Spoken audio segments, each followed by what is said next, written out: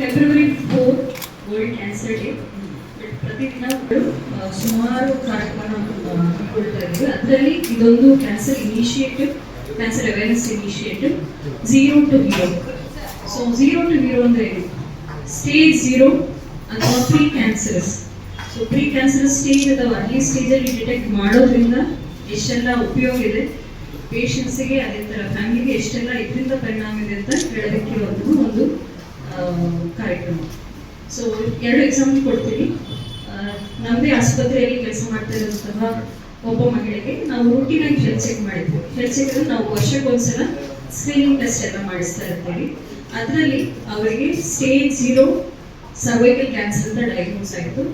So stage 0 ಅಂದರೆ pre cancerous, ಅದಕ್ಕೆ cervical ಇಂಟ್ರಾಎಪಿಥೆಲಿಯಲ್ ನಿಯೋಪ್ಲೇಸಿಯಾ ಅಂತ ಹೇಳ್ತೀವಿ. ಸೊ ಮಹಿಳೆಗೆ ಆಲ್ರೆಡಿ ಮಕ್ಕಳಾಗಿ ಅವರದ್ದು ಫ್ಯಾಮಿಲಿ ಕಂಪ್ಲೀಟ್ ಆದ ಕಾರಣ she wanted to undergo hysterectomy. So ಇದಕ್ಕೆ ಬೇಕಾದಂಥ ಆಪರೇಷನ್ ಮಾಡಿದ್ವಿ. ಅದರಲ್ಲೂ ಕ್ಯಾನ್ಸರ್ ಇಲ್ಲ, ಪ್ರೀ ಕ್ಯಾನ್ಸರ್ ಸ್ಟೇಜ್ ಅಂತ ಕನ್ಫರ್ಮ್ ಆಯಿತು. ಸೊ ಲಕ್ಕಿಲಿ ಅವರಿಗೆ ಕ್ಯಾನ್ಸರ್ ಮುಂದೆ ಬರುವಂತಹ ತೊಂದರೆ ಕಡಿಮೆ ಆಯಿತು. ಕೀಮೋಥೆರಪಿ, ರೇಡಿಯೇಷನ್ ಅವಾಯ್ಡ್ ಮಾಡೋಕ್ಕಾಯಿತು. She is back to her routine, she is able to her daily activity. This is almost 3 years back. ಇನ್ನೊಂದು ಮಹಿಳೆ ಅದೇ ಥರ 67 ವರ್ಷದ ಮಹಿಳೆ ರೂಟೀನ್ ಹೆಲ್ತ್ ಚೆಕಪ್ ಅಲ್ಲಿ ಮ್ಯಾಮೋಗ್ರಾಮ್ ಅಲ್ಲಿ ಪ್ಲಸ್ ಅಲ್ಟ್ರಾಸೌಂಡ್ ಅಲ್ಲಿ ಆಲ್ಮೋಸ್ಟ್ 7 ಮಿಲಿಮೀಟರ್, 7 ಮಿಲಿಮೀಟರ್ ಅಂದ್ರೆ 1 ಸೆಂಟಿಮೀಟರ್ ಇಂದ ಕಡಿಮೆನ ಗಂಟಿದೆ ಅಂತ ಗೊತ್ತಾಯ್ತು ಬ್ರೆಸ್ಟ್ ಅಲ್ಲಿ. ಸೊ ನಮ್ಮಲ್ಲಿ ಅಡ್ವಾನ್ಸ್ಡ್ ಟೆಕ್ನಾಲಜೀಸ್ ಇರೋ ಕಾರಣ ಗೈಡೆಡ್ ಬಯೋಪ್ಸಿ ಅಂತ ಮಾಡಿದ್ವಿ. ಅದರಲ್ಲಿ ಕ್ಯಾನ್ಸರ್ ಇರೋ ಚಾನ್ಸಸ್ ಜಾಸ್ತಿ ಅಂತ ಕನ್ಫರ್ಮ್ ಆಯಿತು. ಬ್ರೆಸ್ಟ್ ಉಳಿಸುವಂತ ಆಪರೇಷನ್ ಮಾಡಿ ಸೆಂಟಿನಲ್ ಲಿಂಫ್ ಬಯೋಪ್ಸಿ ಅಂತ ಮಾಡಿದ್ವಿ. ಸೊ ಅದರಲ್ಲೂ ವೆರಿ ಅರ್ಲಿ ಸ್ಟೇಜ್ ಕ್ಯಾನ್ಸರ್ ಅಂತ ಪತ್ತೆ ಮಾಡೋಕ್ಕಾಯಿತು. So patient doesn't require further any treatment. So this is the whole aspect or purpose of having health checkup ಅಥವಾ ಸ್ಕ್ರೀನಿಂಗ್ ಟೆಸ್ಟ್.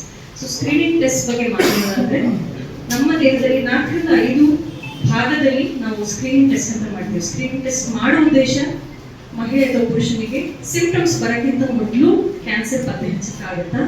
ಸೊ ಇದು 4 ರಿಂದ 5 ಜನರಲ್ಲಿ ಆಗುತ್ತೆ.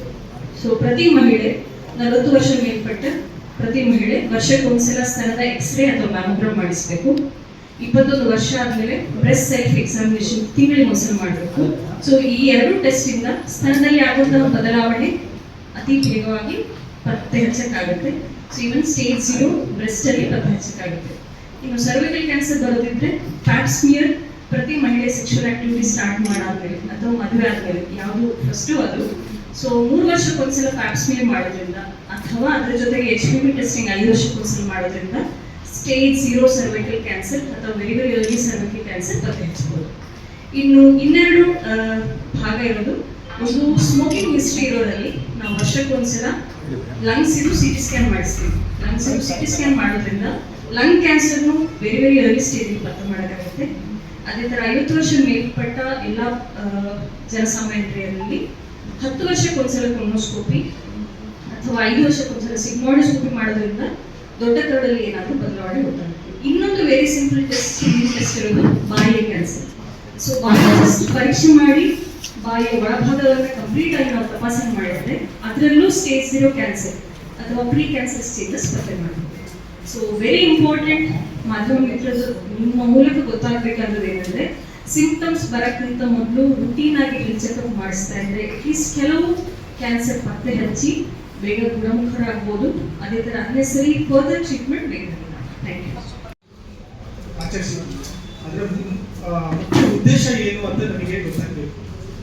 ಮುಖ್ಯ ಉದ್ದೇಶಗಳೇನು? ಫಸ್ಟು ಕ್ಯಾನ್ಸರ್ ಬಗ್ಗೆ ಚಿಹ್ನೆ ಏನು, ಅದರ ಲಕ್ಷಣ ಏನೇನು, ಅದರ ರಿಸ್ಕ್ ಏನು, ಅದರ ಇನ್ಸಿಡೆನ್ಸ್ ಏನಾಗ್ತಾ ಇದೆ, ಅದು ಹೆಂಗೆ ಕಂಡುಹಿಡಿಯೋದು, ಅದರ ಬಗ್ಗೆ ನಮಗೆ ಅವೇರ್ನೆಸ್ ಮೂಡಿಸೋದು ತುಂಬ ಇಂಪಾರ್ಟೆಂಟ್. ಅದರಿಂದ ಬೇಗ ಕ್ಯಾನ್ಸರ್ ಪತ್ತೆ ಹಚ್ಚಲು ಅನುಕೂಲ ಆಗುತ್ತೆ.